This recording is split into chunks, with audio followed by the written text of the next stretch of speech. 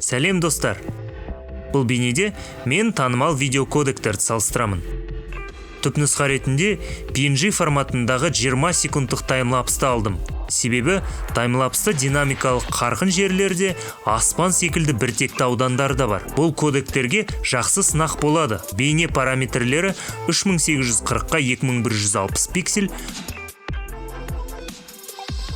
Кодектің түпнұсқасы қаншалықты және қалай сыққанын анықтау үшін мен есептелген бейнені түпнұсқаның үстіне қойып, бейненің композициялық амалын айыруға ауыстырамын да, көзге көрнекті болу үшін жарықтығын ұлғайтамын.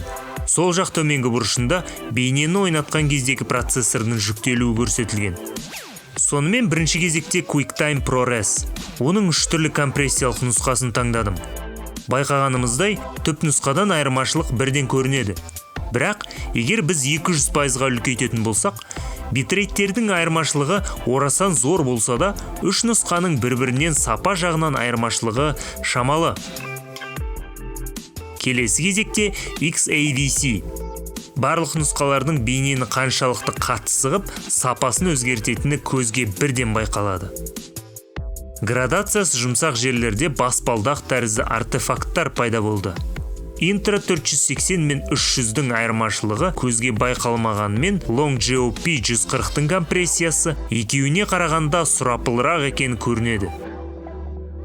Ендігі кейіпкерлеріміз Cineform және DNxHR. Бұлар Sony компаниясының кодегіне қарағанда өздерін сенімдірек сезініп тұр. Бірақ аспан аймағында 10 биттік жігіттер аздап тереңдік жетпейтінін көрсетіп тұр.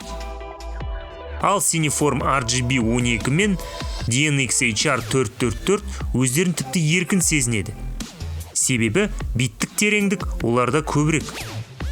Көзге көрінетіндей болу үшін жарықтығын тағы да ұлғайттым.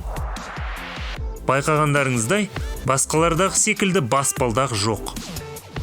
Және де салыстыру көрнектірек болу үшін тізімге H264, H265, JPEG және де түпнұсқаны қайтадан PNG форматқа есептедім. Дискретизациясы да, биттік тереңдігі де, битрейті де аз H264 қаншалықты сапасы нашар екендігі көрініп тұр.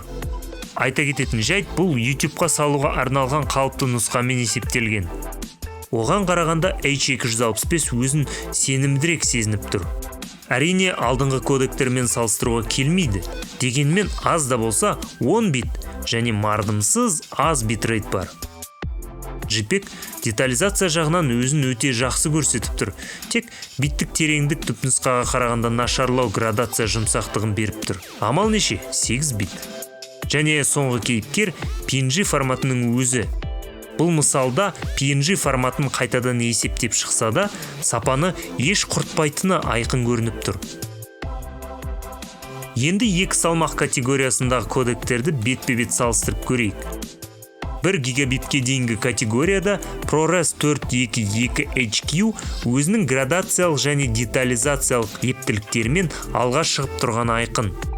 Детализация бойынша ең артта қалған DNxHR HQX10.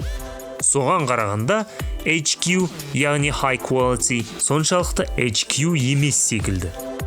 Төменірек салмақ категориясына назар аударайық. 500 мегабит шамасындағы кодектерде итжығыз секілді. Бірақ егер 200%-ға үлкейтіп, тоқтатып қарайтын болсақ, XAVC Intra 480 өзінен 10 есе кіші H265-тен аса қатты аса алмай тұрған секілді. Бірақ әрине H265-тің қомағай жері дисктегі орын емес, процессордың немесе видеокартаның ресурстары. Бонус ретінде әр кодектің битрейтерінің салыстырмалы диаграммасы. Бейне сіздерге пайдалы болды деп үміттенемін. Назарларыңызға рахмет.